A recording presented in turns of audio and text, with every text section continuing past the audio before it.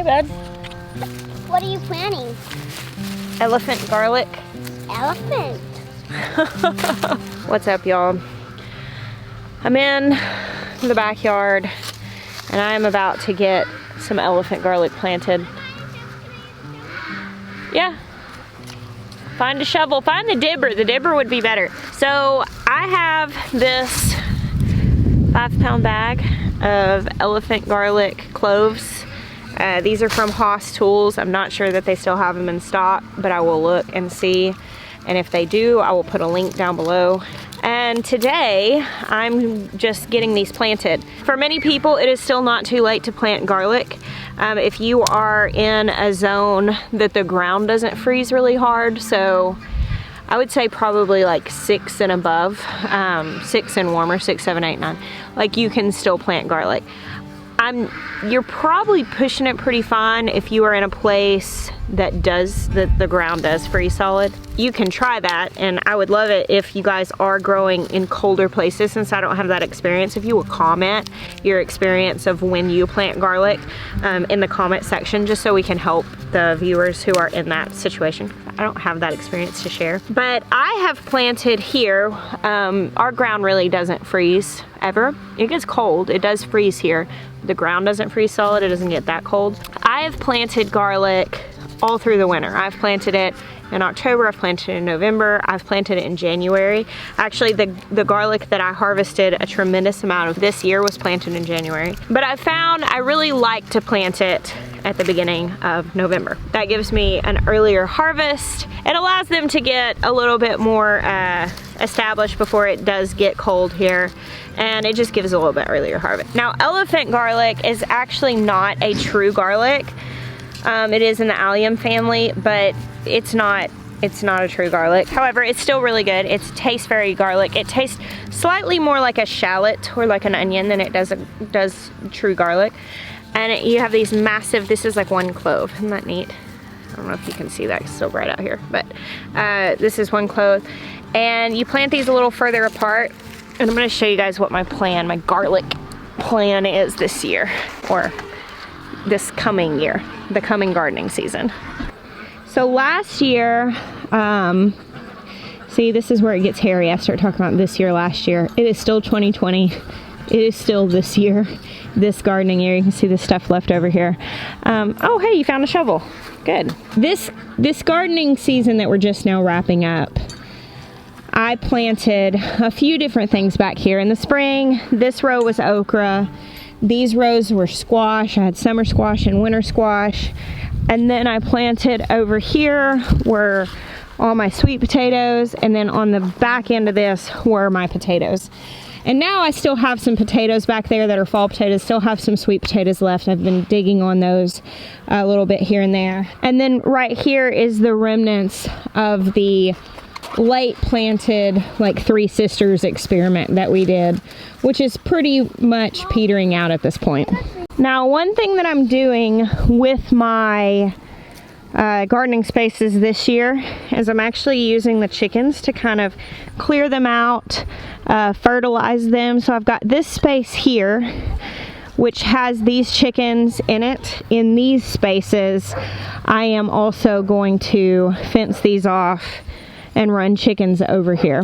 The exception to that is going to be this area, which we have already amended this soil. So everything's been torn out.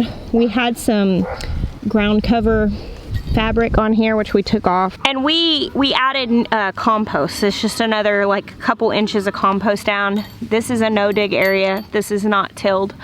It's not been broken up by animals or anything. We've always just layered stuff down. This whole space is going to be garlic, and then what I'm planning on for next year is where these Three Sisters spaces are now.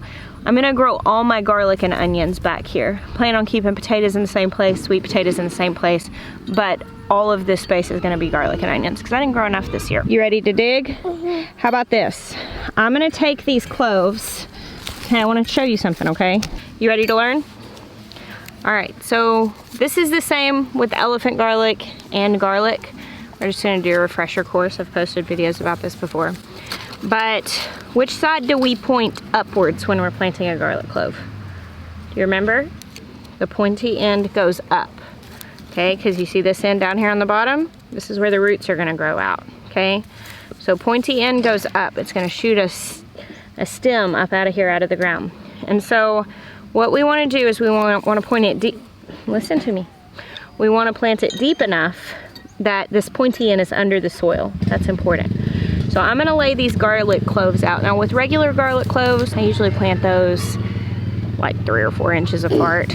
I'm gonna give these like 6 to 8 because these are elephant garlic, so they're much larger plants. So I'm gonna lay these out and I want you to dig the hole and put them in there. Can you do that? Okay. I'm gonna dig the first hole and show you how to do it, okay? So we've got this nice compost amended soil. So we've got to dig it deep enough to fit this big old garlic clove in there.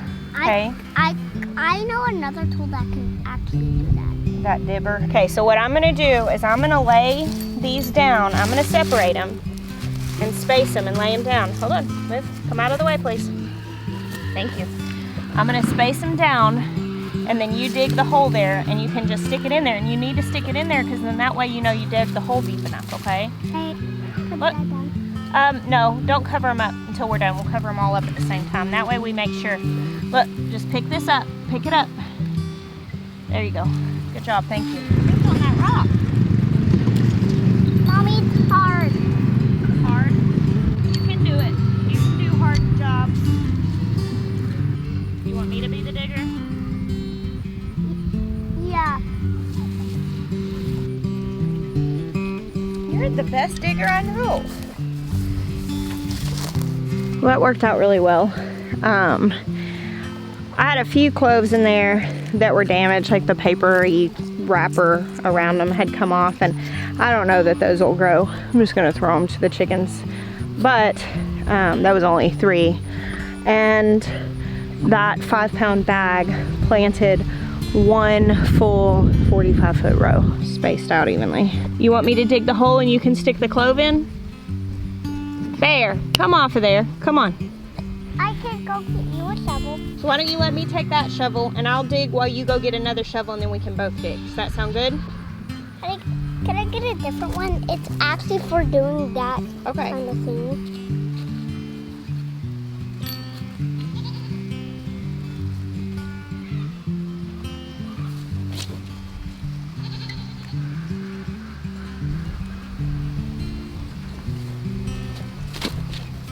You want me to go on the end and meet you in the middle?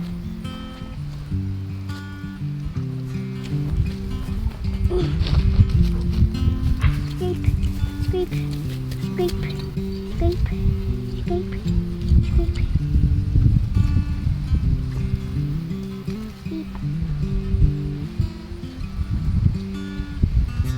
Scrape, scrape, scrape, scrape, scrape, scrape, scrape.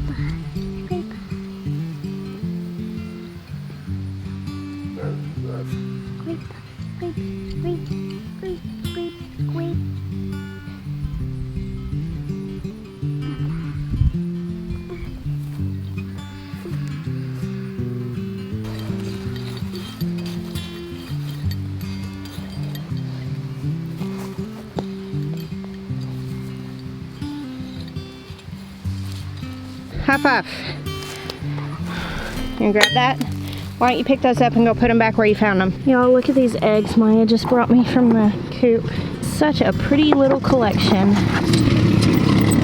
That makes me so excited. All these new layers laying and they're all the pretty colors. Now I planted the elephant garlic all down one side because those are going to be really tall plants, and I'll plant other garlic here next to it. Depending, I have a big box of garlic cloves that I got from Stark Bros that's gonna go in here. Probably, I might go in there and grab them and do them today. And then we need to just clean out and prep these beds. And I'm thinking, I don't know, I probably won't plant my onions until like February or so. And I'll plant them from starts, like sets. I've got some I'm starting from seed, and we'll see if those are ready to transplant out then. If they're not, I'll just get some sets. You got a banana pepper? Yum. As of right now, the peppers in the high tunnel are still pushing forward, even though we did experience a mild frost outside because the high tunnel was nice and buttoned up. The frost hinder things inside were not affected by that frost, which is what we were hoping for. And now we are back to having those sidewalls open. Here in Arkansas, our weather is very back and forth. It's not unusual for us to have 70 degree days all throughout the winter. Even in the times of year that are the most cool for us, most cold, in like February, January, that's usually if we're going to get like ice and snow, that's whenever we get it, but we can still have 70 degree days. So it's really not unusual for us to go from our coldest days of the year to very mild and temperate days within the same week.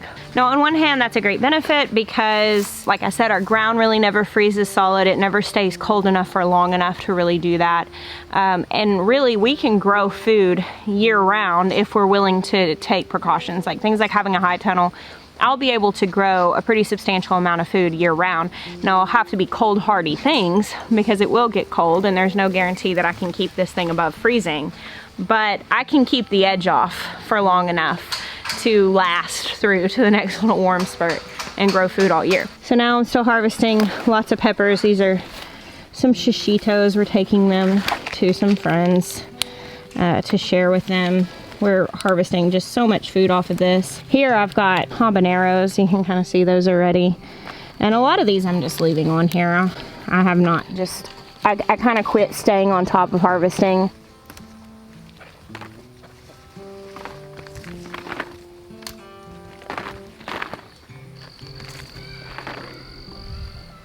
Maya just pulled up outside the high tunnel on the four-wheeler. See what he's doing. What are you working on? Everything shifted after we installed this gate latch. And so this was really tight and it's really hard to open, which defeats the purpose of this style. Yeah. And so I cut it off and I'm going to add a couple of links and reattach it so it's easy to open and shut. Yeah, that time that the goats were in their little scuffle, I couldn't get that gate open because how hard that was. And I've been meaning to do it, but today's the day. Today is the day. All right, next I'm just going to get in here and harvest some of these banana peppers. They're feeling a little wilty because of the heat today. All right, that's a nice little pepper gift, I think. You want to carry that basket in for me? Let's carry that trash inside too. Where do I put it? In the trash can inside, come on. So it's a little later in the evening. I'm inside making a cup of tea and realized that I forgot to sign this video off earlier. Let's flip you guys around. Okay, there was a weird light on my face over there. I started pulling out the seed garlic that I had and I wanted to address something because I didn't mention it earlier. So I was using my big elephant garlic, clove seed garlic from Haas Tools. And then I've got seed garlic from two other places this year. One was a local friend that did a very small amount, which I shared that with you guys whenever that was available, and they sold out pretty quickly whenever I shared it with you guys.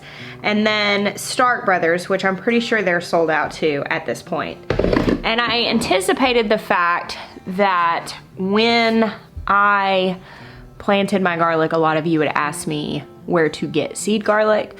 And right now, because I do plant my garlic later, later than a lot of places because I'm in a warmer area, a lot of places are sold out.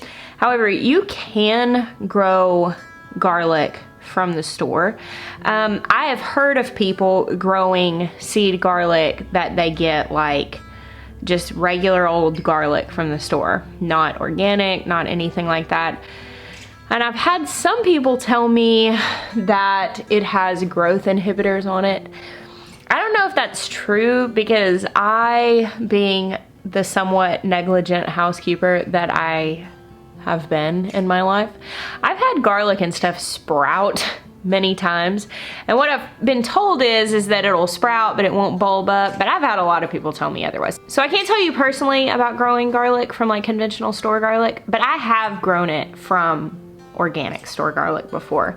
I noticed once when I was at like Kroger, which is just a local grocery store, that they had these really purpley garlic heads, and it made me think I've seen these varieties before, like in seed catalogs, and it was organic. So I just bought some to test, and it did grow and grew garlic heads and did like normal. The benefit of getting seed garlic is that you get like the different varieties and rare varieties and stuff like that. But if you don't have another option and you want to grow garlic, you can try it from store garlic. I'm going to attempt to fill my honey pot from our honey, which we harvested a little while ago. It's in this bucket. There's not just a ton of it, but we also have another bucket that we bought from our local friends that own a store called Brothers Honey. I just realized that you guys couldn't see that at all. Way to vlog, Jess. Got it filled up. I'm actually not going to stick this in here because my children will make a horrific mess out of it if I do. So I'm just gonna put the lid on and use a spoon. It is pretty exciting to be using honey from our farm. We didn't get a whole lot this year, but we got a little bit. So thank you guys for hanging out with me today on my garlic planting day. Little things like that. It's really easy to procrastinate them, and then you get to the point that you start worrying, did I wait too long? Will it even work? And you start like second guessing yourself on whether you should even bother. And if you have not planted your garlic yet, and you're not like under multiple inches of snow or something like that, like go ahead and plant it. I mean, if you have it and you just leave it in your house and you don't plant it, you will get no garlic. Put it in the ground, you may get some garlic. Spring you will thank now you if you just go ahead and get that garlic planted. Thank you guys for hanging out with me. God bless you. Till next time.